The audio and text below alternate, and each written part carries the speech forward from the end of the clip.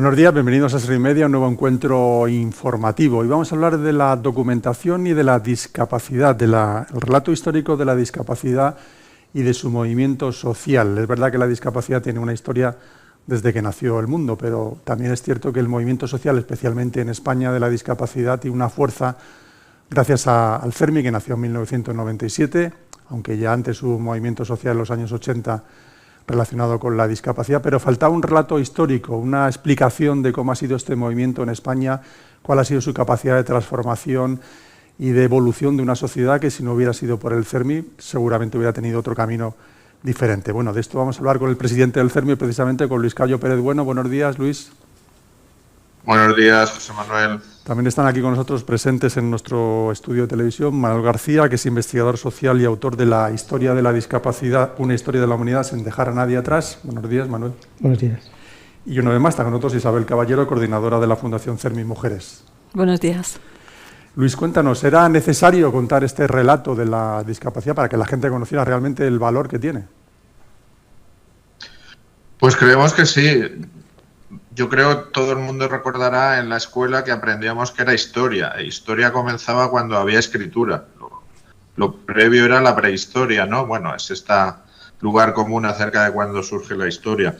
Y en la discapacidad, pues somos un movimiento social y una realidad con poca historia, con poca historiografía, con poca obra documentada. Y ahí entendimos en el CERMI que, bueno, pues dar ese soporte a la acción de presión, de propuesta, de generar condiciones de cambio, de transformación positiva para las personas con discapacidad, tiene que venir avalada por un relato, por una narrativa que, si es posible, deben hacer las propias personas con discapacidad y sus organizaciones, la expresión articulatoria de su realidad, ¿no? Porque si no, la discapacidad es hecha por otros, con otras miradas, con otros sentimientos, y se hace sesgada, se hace prejuiciada, se hace desde visiones que no nos complacen o que no nos halagan, o simplemente no se hace o muy parcialmente, ¿no? Y entonces entendíamos que debemos contribuir a no estar en ese carácter ágrafo donde no hay apenas escritura sobre la discapacidad, y en dos dimensiones, ¿no? La propia historia general de la discapacidad como realidad, como hecho personal, social, que nos ha acompañado, como bien decías, desde los albores del mundo, pero después también una más específica.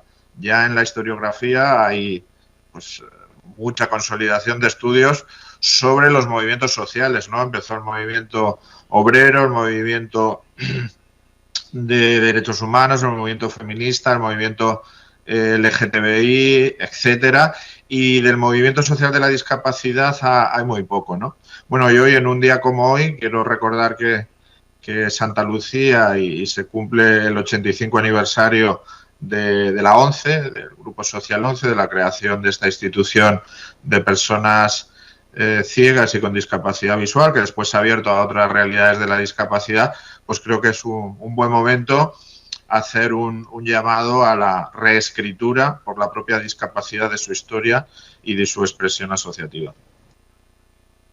Poner en valor este movimiento asociativo, ¿no? El trabajo de reivindicación, de proposición, que luego se ha ejecutado, y bueno, hay una historia también de hechos consumados que se han producido gracias al movimiento de la discapacidad. Sí, en efecto, aquí la redención o la emancipación, y creo que es lo más noble, viene por las propias personas con discapacidad. No viene de esa cosa difusa y confusa que es la sociedad, de los poderes públicos, que tienen responsabilidades muy graves y que no siempre ejercen o ejercen muy débilmente, y son las propias personas las que a veces, con carácter épico, las propias personas con discapacidad, título individual, familiar, el movimiento voluntariado, los profesionales y las organizaciones en que éstas cristalizan, pues las que están moviendo esos hitos que después pueden ser referenciados en la construcción de una historia, que no quiere ser una historia autorreferencial, hecha por nosotros, para halagarnos, sino una historia objetiva, pero sí una historia con tono propio, el de las personas con discapacidad, que apenas están en el relato histórico, ¿no? Bueno, Manuel, cuéntanos, ¿cómo te enfrentas tú al movimiento de la discapacidad para hacer este trabajo que parte de una tesis doctoral tuya, ¿no? Pues el tema de lo que es el movimiento asociativo de las personas con discapacidad es una parte relativamente pequeña de la historia de las personas con discapacidad. De hecho, es algo bastante reciente. Durante toda la historia, las personas con discapacidad han sido objetos de tratamiento, objetos de caridad y no sujetos empoderados, sujetos de derechos que asumieran o no les han dejado, no han podido, no han tenido la oportunidad de ser las protagonistas de su movimiento, ¿no? Yo lo abordo desde un punto de vista jurídico. Estoy haciendo una tesis doctoral sobre las regulaciones jurídicas en torno a la discapacidad a lo largo de la historia, poniendo el foco en varios periodos concretos que son muy significativos, como es el que va después de la Revolución Francesa, ¿no? Y toda la reforma psiquiátrica que sigue a continuación en Francia, el periodo de la eugenesia en Estados Unidos sobre todo, ¿no? Y cómo se crean leyes, ¿no? para mejorar la raza, la especie, para eliminar lo que se consideraban elementos indeseables de las características de la sociedad, y el periodo terrible del Tercer Reich, ¿no? En Alemania, que bueno, pues conviven el terror más absoluto, que es el exterminio de las personas con discapacidad, con instituciones como la Seguridad Social, que proporciona tratamientos rehabilitadores y con otras visiones mucho más cercanas al modelo social, ¿no? Todo a la vez, ¿no? Es lo que un poco comentábamos antes con Isabel, es que a lo largo de la historia siempre han habido todas esas visiones simultáneamente y han estado en competencia y siguen estándolo. Entonces es algo que a la hora de abordar una historia de la discapacidad hay que tener presente, ¿no? Que no hay una historia lineal, sencilla, que hay que profundizar un poco en las condiciones históricas para comprender que en cada momento siempre ha habido pues distintas visiones de la discapacidad, cada discapacidad a veces de una forma diferente y dependiendo también pues de otros factores como la clase social, el origen de la discapacidad. Es una realidad muy compleja y que es interesante profundizar y ir a los detalles, ¿no? que enriquecen esa historia. A nivel nacional, los últimos años ha habido bastante legislación en España sobre la discapacidad, sucesivas legislaciones, pero hay un momento histórico, ¿no? Que es el año 2006, cuando se establece la Convención de la ONU de los Derechos de las Personas con Discapacidad, que España ratifica 2 años más tarde, en el 2008, que está de plena aplicación en España. Luego ya hablaremos de la aplicación real o no, pero quiere decir que sí que tienes un material ahí, tanto nacional como internacional, importante. Sí, yo en principio la tesis se enfoca en un periodo histórico muy grande, ¿no? Pues digamos que las herramientas jurídicas a analizar pues a veces son mucho más complicadas, ¿no? Mucho más antiguas o mucho más difícil de interpretar lo que significaba el concepto de derecho, por ejemplo, en la Edad Media, que no es lo mismo que significa seguramente en la Convención de 2006. Entonces, bueno, pues todo eso hay que profundizar y desde luego lo que es el corpus legislativo que hay en España en torno a la discapacidad, sobre todo desde 2006, ¿no? Que se acomete una reforma de todos los aspectos, de todas las leyes que son afectadas por ella, pues es inmenso, ¿no? Y es también muy interesante, pero por así decirlo es la última parte, pero también en la que hay que quizás lanzar una mirada de prudencia para hacerlo bien, para que no se nos cuelen en esa visión social que transmite la Convención otras visiones que no son lo que debería ser protegido por la ley como bien superior, que es esa autonomía de las personas con discapacidad, ese derecho a acceder a todo en igualdad de condiciones, sino que bueno, pues se cuelan otras cosas a veces que tienen un matiz más médico rehabilitador o más caritativo, y bueno, es interesante que ese análisis jurídico pues esté respaldado por estudios que permitan pues discriminar, es decir, bueno, pues si realmente el bien jurídico que queremos proteger es esa autonomía, pues esta ley debería ser así o así. Claro. Y luego también, como decía Luis, que hay movimientos pues, sindicales, sociales, que están como muy asentados. Este estudio, este trabajo, este encuentro de hoy permite dar un pozo, ¿no? para que realmente la discapacidad, la gente vea que es un movimiento, no diría revolucionario, casi revolucionario, ¿no? Que supone una transformación social de la propia sociedad. Para mí sí, además el relato sobre la discapacidad para mí es un aspecto de la naturaleza humana muy esencial, ¿no? Yo como filósofo, que no soy jurista, aunque esté haciendo la tesis en Derecho, pues uno de mis mayores intereses es el profundizar en la naturaleza humana, y creo que la discapacidad, en la medida en que representa esa diversidad, esa total diversidad que puede asumir el ser humano, marca, pues, en cierto modo, su naturaleza, ¿no? Y es iluminador profundizar en la discapacidad y en cómo se aborda a lo largo de la historia, cómo existe el cuidado de personas con discapacidad entre los neandertales, ¿no? Qué mecanismos aparecen en el periodo helenístico, ¿no? para proteger y para garantizar, en cierto modo, los derechos, aunque todavía no se llamaran así, de las personas con discapacidad, y entender que, bueno, que a lo largo de la historia, la humanidad, una parte esencial de ella ha sido la discapacidad, por el mero hecho de que ya somos una especie que nacemos con unas estructuras y funciones corporales y mentales que no nos permiten una autonomía plena, ¿no? Que somos dependientes, ¿no? Y el proceso hacia esa independencia es una parte de nuestra naturaleza, ¿no? de nuestra esencia. Entonces, para mí el abordaje de la discapacidad es en buena medida un tema intrínsecamente relacionado con el abordaje de la naturaleza humana. Claro, esta diversidad que comenta nuestro filósofo en particular, Luis, el fomentar la diversidad en la sociedad también es un poco la base de la discapacidad, y que también la gente lo entienda, que no siempre se entiende. Sí, bueno, yo creo que hay algo previo a ese ahora valorizar la diversidad, que siempre es bien recibido, ¿no?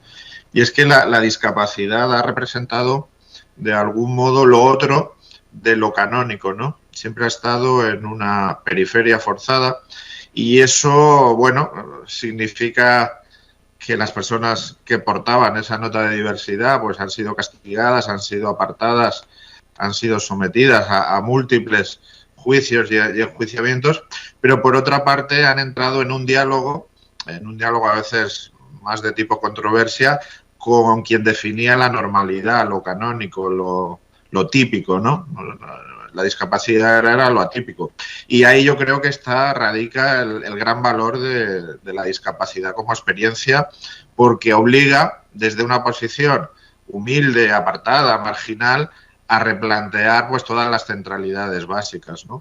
Y yo creo que hay muchas veces las personas con discapacidad, sus organizaciones, a veces sin conciencia de ello, pero sí que están contribuyendo pues de algún modo a derruir esos centros gravitacionales que definen lo que tiene que ser y lo que no es, y hacer pues un mundo, un medio mucho más multipolar, donde haya mucha más foco distinto, donde no haya un centro y una periferia, sino que haya muchos centros, ¿no? Yo creo que esa es la gran aportación, entre otros, del movimiento de la discapacidad, que frente al movimiento obrero, al movimiento de derechos, de no discriminación, LGTBI, feminista, quizá es un movimiento no ideologizado, no partidista o no demasiado con una gran conciencia política, pero eso no significa que no pueda estar contribuyendo a una gran transformación social. Tú decías antes, y te lo repensabas, si era revolucionario. Bueno, yo creo que quizá la discapacidad es una revolución tranquila,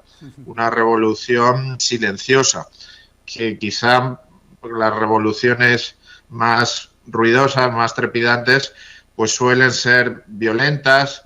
A veces, bueno, se ha empleado, ¿no?, la metáfora de las riadas, ¿no? Que hay una gran riada, hay una gran destrucción, pero después queda barro. Eso lo hemos visto. Bueno, Manuel seguro que si está estudiando la Revolución Francesa, el terror, bueno, las manifestaciones en la Rusia soviética, ¿no?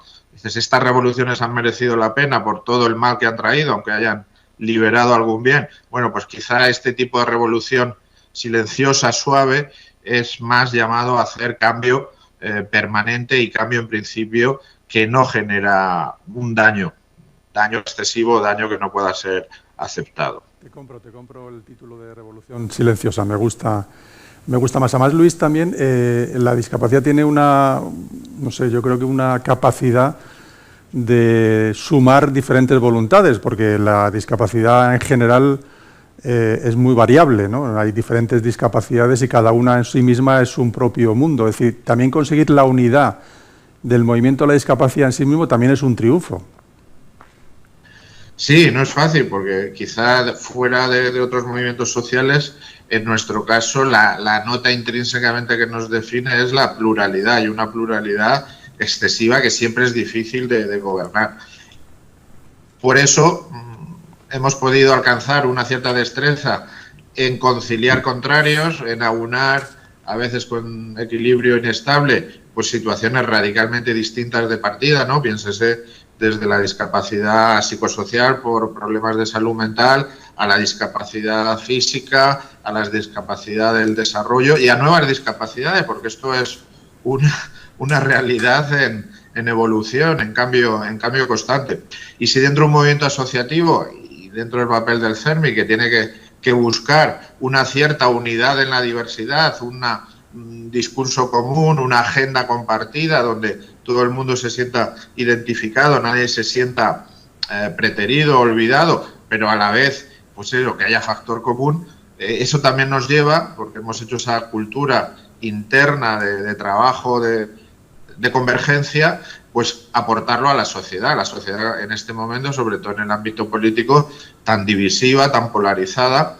Y bueno, lo que nos gustaría, lo que trabajamos es para conectar la discapacidad como un factor civilizatorio, como un factor, una visión de derechos humanos que pueda ser compartido en un consenso básico social. No es de izquierdas, no es de derechas, estamos por supuesto con el cambio social positivo y puede ser pues eso, un elemento cohesivo en una sociedad que casi ya está incurriendo en el frentismo, ¿no? Me defino de un lado y mi afirmación vital existencial es contra el otro lado, no mis propios valores, méritos, elementos de construcción, sino que me defino a la contra, que eso es lo peor que nos puede pasar como sociedad y como civilización. Y en ese sentido, pues sí que quería decir, pues en este año, gracias también a la ayuda del Ministerio de Derechos Sociales, de la línea del 07 de interés social, pues queremos presentar esta historia del movimiento social de la discapacidad en España,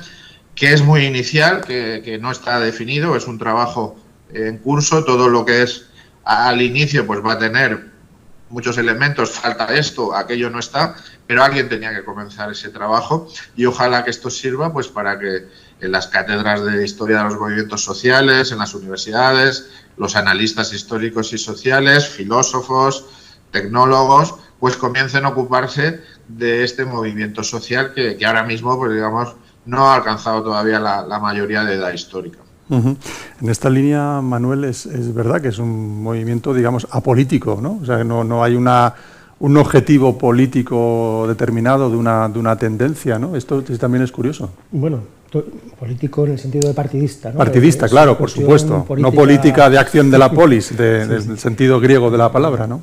Pero al final yo creo que nadie puede decir que está al margen o que es un tema que no le incumbe, porque todas las personas pueden devenir en una situación de discapacidad, todas las personas tienen a alguien cerca o han tenido a alguien cerca en una situación de discapacidad, con lo cual es muy difícil pensar que es un tema de los otros, ¿no? El polarizarse entre unos y otros en el tema de la discapacidad.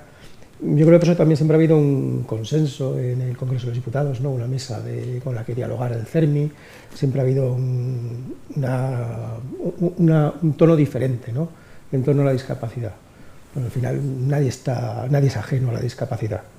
Sí, esto también es muy, muy importante. En el Congreso de los Diputados, pues especialmente en los últimos años, todos sabemos que hay una pelea permanente, no digamos ahora, el año 2023, pero históricamente efectivamente, en la Comisión de Política de Discapacidad del Congreso y del Senado siempre ha habido unanimidad, Luis. Es una cosa curiosa frente al resto de situaciones a las que se enfrentan los políticos.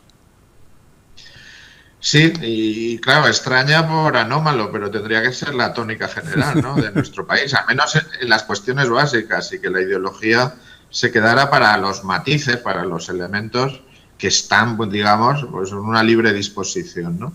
Bueno, yo creo que esto tampoco es casual, no es gratuito, ha caído, llovido del cielo, también se debe al trabajo de una sociedad civil que se hace crecientemente más respetada y que da elementos, como se dice en la teoría de negocios, pues de que ganen todas las partes, de que mi ganancia o mi triunfo, mi logro no es a costa del de los demás, privándole o restándole algo, ¿no?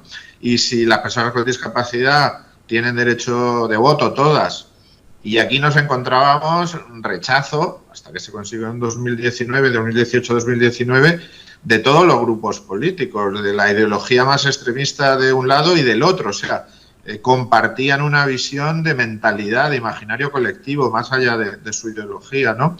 O bueno, aquí está Isabel Caballero, de Cermi Mujeres, la abolición de la esterilización forzosa de las general de las personas incapacitadas, pero que tenía un sesgo evidente de género que se aplicaba a las mujeres y niñas con discapacidad, pues eso no ha sido el proyecto de un gobierno, ha sido la demanda canalizada, insistente de la sociedad civil, que finalmente ha persuadido a todas las fuerzas políticas que eso es un bien social, ¿no? O la propia reforma de la capacidad jurídica, de la igual capacidad jurídica del año 21, ¿no? La mayor reforma del Código Civil, en un ámbito tan consolidado que viene casi del derecho romano. Bueno, pues todo ese tipo de cosas son inducción de bien social que trae la sociedad civil, que también es un elemento.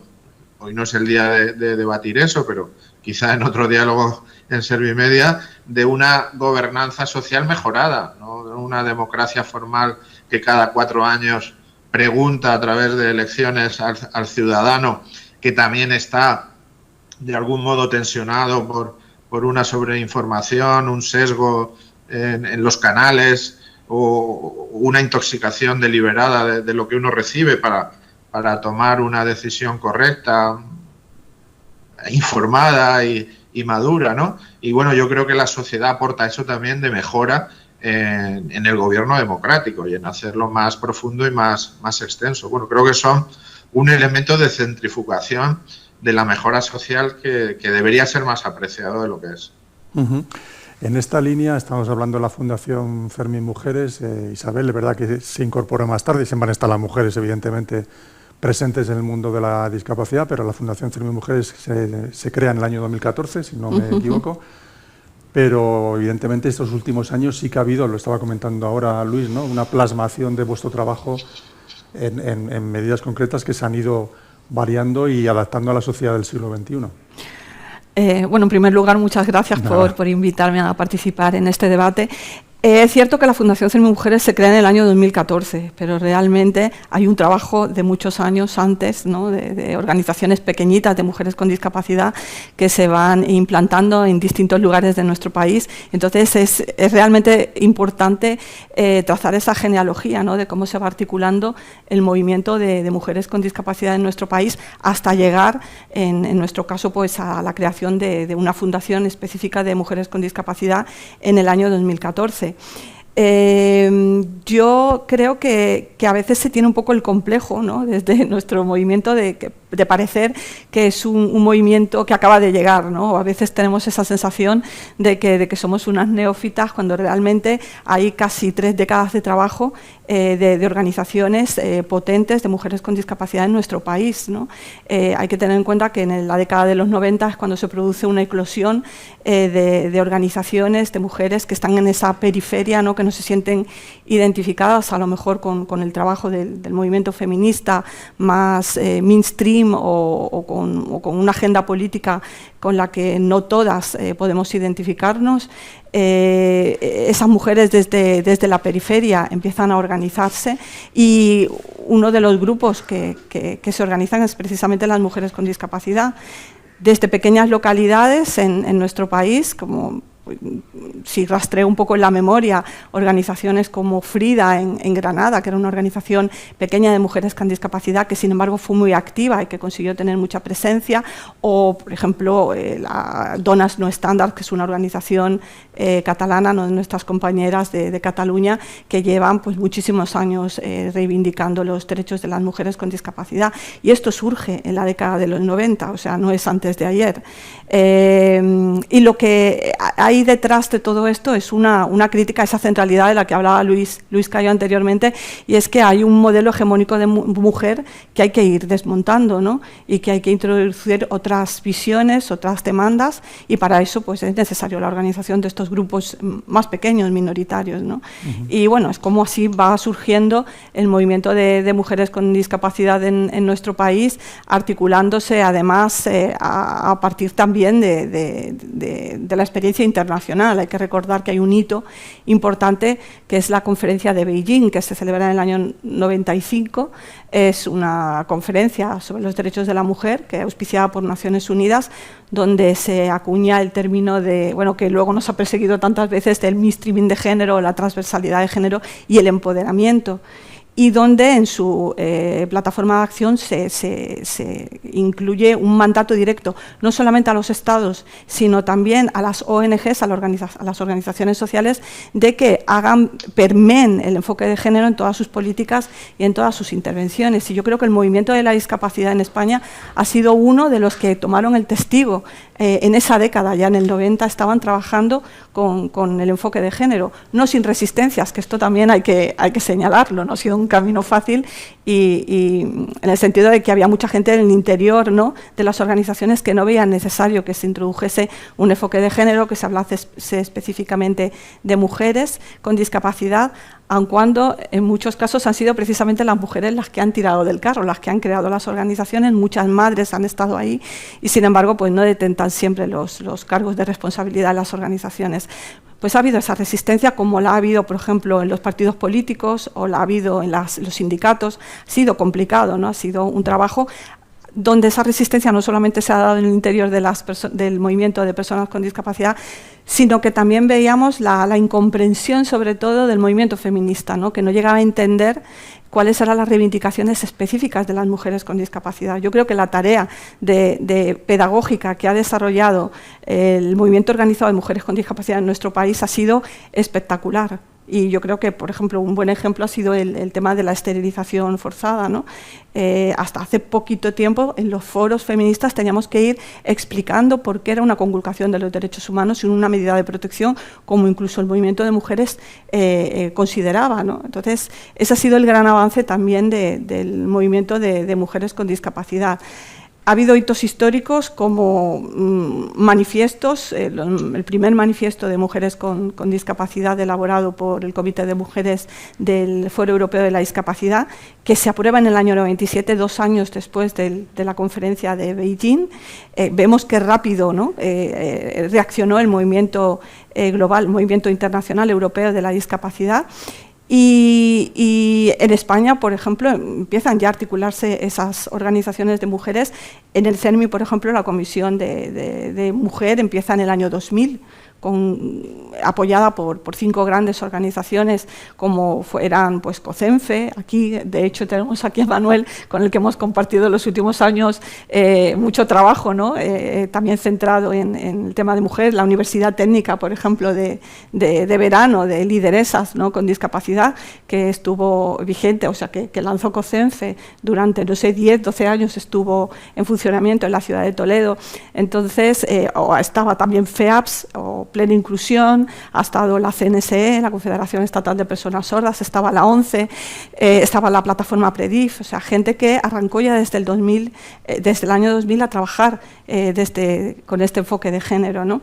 Y luego también no quiero olvidar a las compañeras de CEMUDIS, ¿no?, a la Confederación Estatal de Mujeres con Discapacidad, que surgen precisamente se van aglutinando estas pequeñas organizaciones locales que se convierten en provinciales, que se convierten en federaciones autonómicas y luego llegan a ser una confederación estatal que firman su acta de constitución en Sevilla en el año 2009, y ahí se lanza una gran organización de mujeres que ha tenido también también mucho peso, ¿no? Hasta que, bueno, ya en el 2014, como hemos hecho alusión al principio, pues se crea la Fundación CERMI Mujeres. Ha sido un itinerario donde estas mujeres, además, han tenido o han conseguido transformar políticas clave en nuestro país y que se ha llegado también al ámbito internacional, si lo pensamos, con reportes que se presentan o informes, ¿no?, sombras ante los organismos internacionales, ante estos organismos, ¿no?, de tratados, o, por ejemplo, y quizás podemos, no sé, abordarlo en algún momento, el impacto que tuvo también las reivindicaciones de las mujeres con discapacidad organizadas en la propia Convención. El hecho de que la Convención tenga un artículo 6 o que desde el preámbulo hable de discriminación múltiple, ¿no?, de mujeres con discapacidad, haya un artículo que es el artículo 6 sobre mujeres con discapacidad, un artículo clave como el 16, ¿no?, sobre explotación, violencia y abuso, que señala que hay que tomar en consideración el impacto de género, ¿no?, o el género en estas cuestiones, o que se hable de salud también con enfoque de género, pues eso no es casual. Es decir, por generación espontánea en Naciones Unidas a nadie se le va a ocurrir incluir un artículo de estas características si no es porque hay una base social crítica que está demandando esa introducción, ese enfoque. Ha ocurrido igual, por ejemplo, con el trabajo que se ha hecho con la Convención contra la discriminación racial.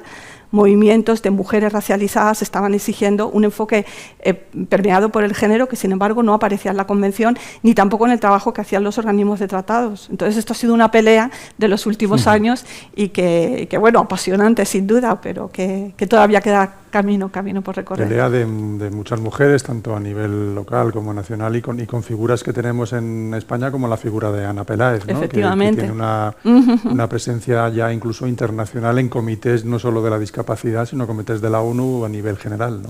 Efectivamente, el hecho de que, por ejemplo, una persona como Ana Peláez formara parte del Comité sobre los Derechos de las Personas con Discapacidad garantizó, entre otras muchas cosas, que esa visión, ¿no?, con enfoque de género, ¿no?, que es tomar en consideración la desigualdad que existía también en el seno del colectivo entre mujeres y hombres, pues ella garantizó que ese debate se diera en el comité. Es una cuestión, es algo que también, bueno, he experimentado en primera persona allí en Ginebra, de ver cómo son los debates y cómo se fomentaban a partir, pues eso, de una preocupación que a veces es una preocupación individual, lamentablemente, de una persona que representa ese interés, pero que ha calado sin duda en años posteriores. El paso clave, yo creo, en mi opinión, ha sido que alguien como Ana haya podido llegar también al Comité CEDAW, ¿no?, que actualmente preside, porque ya de alguna manera desligamos esa idea de que trabajamos única y exclusivamente por un sector concreto, ¿no?, sino que realmente cuando estamos trabajando o reivindicando derechos de mujeres con discapacidad, estamos reivindicando derechos para todas las mujeres, porque lo que es bueno para una minoría que está expuesta a situación de discriminación y violencia, sin duda es bueno para todas. Entonces, yo creo que ese es el gran mensaje, ¿no?, y el gran activo que supone, pues, tener a Ana Peláez en el Comité de CEDAW de Naciones Unidas. Bueno, hemos llegado hasta aquí y la pregunta es, ¿y ahora qué? ¿Cómo será el futuro? Bueno, el futuro yo creo que hay mucho todavía por hacer. Es verdad que se ha avanzado enormemente en dar visibilidad a estas 2,5 millones de mujeres con discapacidad que viven en nuestro país, que son 600 millones en todo el planeta. ¿Qué queda por hacer? Yo creo que en el plano quizás algo muy práctico. A mí me parece que hace falta, estamos hablando de organizaciones sociales, de estructura, ¿no?, yo creo que falta todavía una estructura en el ámbito europeo, por ejemplo, que representa a las mujeres con discapacidad y que les dé interlocución. Hay cuestiones que se están ventilando en el marco de la Unión Europea, directivas, por ejemplo, la directiva de violencia, donde todavía está siendo complicado introducir la perspectiva de mujeres y por ejemplo, y vuelvo al ejemplo de la esterilización forzada, como no todos los países entienden que consiste, y porque es una conculcación de los derechos humanos, sobre todo de las mujeres, porque tiene un claro sesgo de género. Entonces, hay muchas cuestiones que en el ámbito europeo tiene que avanzar, y ahí es importante si se contara con una estructura organizada de mujeres con discapacidad. Al interior de nuestro país, pues bueno, Tenemos ahí pendiente una reforma constitucional del artículo 49, donde sería maravilloso si la Constitución aludiera directamente a las mujeres y a las niñas con discapacidad. Sería la primera vez que nuestra Constitución hablara de mujeres y sobre todo de un grupo minoritario de mujeres. Sería un gran triunfo de nuestro sector. Y por otro lado, hay muchísimas políticas en las que tenemos que estar presentes, ¿no? Desde las políticas de prevención y abordaje de violencias machistas y también de violencias domésticas a las que están expuestas las mujeres con discapacidad. Nos preocupa enormemente lo que ocurre con las mujeres que están incapacitadas todavía o que están en ese proceso de transición y que están institucionalizadas. Tenemos una estrategia contra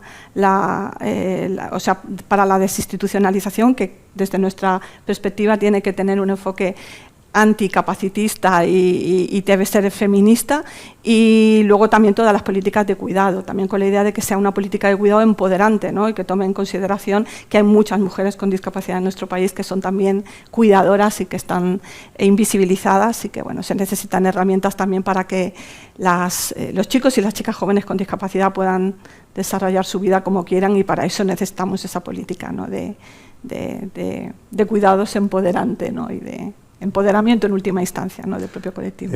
Luisa, haciendo este repaso con Isabel, ha salido el tema internacional. También España se puede decir que es un referente a nivel europeo y mundial, ¿no? Por ejemplo, estás hablando de la esterilización forzada, del derecho al voto, por ejemplo, ahora que se va a producir el año que viene en el Parlamento Europeo. España ha sido un avanzado en esta introducción del derecho al voto a todas las personas con discapacidad. No todos los países de Europa lo tienen de manera natural y como un derecho al sufragio.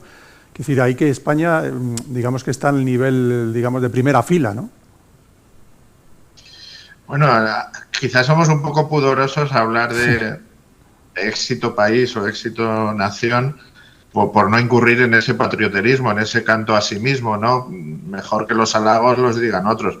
Pero distanciándonos, siendo muy difícil poner distancia de uno mismo o de lo que significa nuestro movimiento, es verdad que en España se reconoce que hay actividad, porque las políticas o las decisiones de discapacidad en muchos países del mundo, incluso de los que se consideran de primer orden, están como paralizadas. No hay una acción-reacción de una sociedad civil viva, activa, propositiva, exigente. Hay países en Europa que tienen una mayor tradición de estado del bienestar, porque España llegó muy tarde, si es que llegó alguna vez a tener un estado del bienestar, porque enseguida, cuando estaba consolidándolo, vino la crisis y creo que nunca llegó a estar logrado del todo. Pues tienen aparataje o dispositivos de protección social más intensos que los nuestros, pero quizá los modelos o los mismos entornos siguen siendo muy capacitistas y por tanto, y valga el juego de palabras, discapacitantes, ¿no? Y en España hay acción, hay actividad, no por los gobiernos, y esto no va contra los gobiernos, ojalá tuviéramos buenos gobiernos, nos liberarían de mucha tarea, ¿no? De estar ahí permanentemente vigilantes y consecuentemente también beligerantes, porque no nos gusta lo que se hace o lo que no se hace, ¿no? Pero es verdad que aquí hay mucha actividad de influencia legislativa, de influencia normativa, conocedores de que tenemos un mal endémico, que es la diferencia entre lo que se aprueba y lo que después se ejecuta, el diferencial entre lo declarado en las leyes y lo que perciben en la vida práctica las personas con discapacidad y sus familias. Ese diferencial ahora mismo, ese déficit, es nuestro gran agujero negro, ¿no? En nuestra realidad de la discapacidad en España. Pero bueno, es un Estado de Derecho con sus fallas, con sus debilidades, y tenemos que invocarlo y tenemos que realizarlo, ¿no? Aprobar las normas y que se publiquen en el diario oficial no es garantía de que se estén cumpliendo inmediatamente, ¿no? Acto continuo. Pero ahí estamos. Y yo creo que eso sí que se nos ve con cierta simpatía, con, bueno, no digo admiración, pero sí con cierto elemento, es decir, ahí están ocurriendo cosas interesantes y ahí es la sociedad civil la que lleva y marca el ritmo y es la vanguardia, ¿no? La cabeza de cordada de lo que se está evolucionando en discapacidad. Y yo creo que eso existe. Y quería, en esta historia del movimiento de la discapacidad en España, que hemos elaborado en el marco de Documenta Discapacidad, hay un elemento quizá muy característico de España, que a la vez es, bueno, pues una cuestión no resuelta, que puede ser un conflicto de intereses. El movimiento de la discapacidad, como el resto de los que me refería antes, obrero, feminista, de diversidades sexuales, es un movimiento político, no partidista, pero político, de que quiere cambiar, que quiere actuar en una comunidad dada para transformarla. Pero a la vez, y esto es muy típico de España, nos dimos cuenta que lo más básico, las prestaciones, los apoyos, los recursos, no existían. Ni el mercado ni el Estado se preocupaban de proporcionar esos servicios básicos, productos, acompañamiento a las personas con discapacidad. Y entonces el propio movimiento de la discapacidad, que nació genuinamente político, se tuvo que convertir en prestacional. Tenemos una naturaleza híbrida, ¿no? Y una naturaleza híbrida que convive en un mismo sujeto. Y eso no siempre es fácil de conciliar y genera tensiones y elementos, pues a veces de disputa interna, ¿no? No voy a decir de doble personalidad, pero a veces rayamos en eso, ¿no? El movimiento de la discapacidad ahora mismo es el que proporciona mayor número de apoyos a las personas con discapacidad, bien directamente o bien por delegación de los poderes públicos, ¿no? Que cuando comenzaron a interesarse por prestaciones materiales para las personas con discapacidad, bueno, pues se encontraron que ya había una cierta red creada, que era una red social, una red de iniciativa social, y bueno, en vez de crearla pública, pues se llegó a una especie de acuerdo, de concierto, para que desde lo social, con ayuda pública, se pudiera subvenir bueno, pues a proveer esas necesidades. Eso es muy típico de España, y eso es un elemento que en otros países está más claro, o es la sociedad civil o es a través de la filantropía, los países anglosajones, donde hay mucha participación a través de las donaciones, de las fundaciones, de los movimientos filantrópicos, o es el Estado. Aquí hay una cuestión intermedia que no fue deliberada, que no responde a un plan, que vino sobrevenida, que nos ha producido y con la que tenemos que convivir, que tiene elementos positivos y que debemos en todo caso pues también extenderlos, sin querer sustituir ni al Estado ni al mercado, porque ambos tienen responsabilidades específicas que no nos deben endosar. Pero bueno, esa es una realidad que esta investigación que hemos realizado en el CERMI sobre la historia del movimiento de la discapacidad nos alumbra de que tenemos una naturaleza híbrida y que tenemos que pechar con ella. Uh-huh. Estamos en la actualidad, en el año 2023, ha habido un cambio de gobierno, habéis tenido una reunión con el nuevo ministro de Derechos Sociales, precisamente el día de la Constitución, el día 6 de diciembre. Antes aludía Isabel a la reforma del artículo 49. ¿Será este año ya por fin, esta legislatura, mejor dicho, Luis, la que realmente... Ya nos reímos, ¿no? Pero bueno, por preguntar, claro, hay que preguntar de esto. ¿Será real el artículo 49? Seguramente, lo decíamos antes, en el resto de cosas yo creo que no se van a poner de acuerdo los partidos políticos, pero a lo mejor en esta, por fin, PP y PSOE, PSOE y PP se pueden poner de acuerdo, Luis, como ya se pusieron de acuerdo, por cierto, antes de las elecciones, de que Pedro Sánchez convocara las elecciones. Pues sí, pero yo creo que el país está mucho peor que el sector social y que la discapacidad, digo políticamente hablando, y que parece que se está degradando a ojos vistas, ¿no? Porque que no se hayan puesto de acuerdo ya y que no lo hayan hecho con todo a favor, con esa inspiración, esa proactividad, ese dárselo en bandeja desde la sociedad civil de la discapacidad para reformar el artículo, pues es que es difícil de entender y es casi una infamia que se retrase un día más. Me he reído, perdona, cuando decías este año porque quedan 15 días y sería milagroso que pudiera suceder, pero esta legislatura, incluso el año que viene, no hay razones ya objetivas de ningún tipo. Habría una especie de cansancio vital, de no aceptación. Yo creo que debemos tener hacia los políticos como una especie de reserva de casi no saludarlos y no hablarles si no se ponen de acuerdo en ciertas cosas, ¿no? Que noten la reprobación pública. Hay un cierto control social que debe ejercer, en el buen sentido de la palabra, de control social, la sociedad respecto a sus poderes públicos cuando no son dignos o cuando no están a la altura mínima de lo que se les pide, ¿no? Y que se sientan fiscalizados y reprobados si no lo hacen. Y este es uno de los temas que como el año que viene no esté, bueno, es para...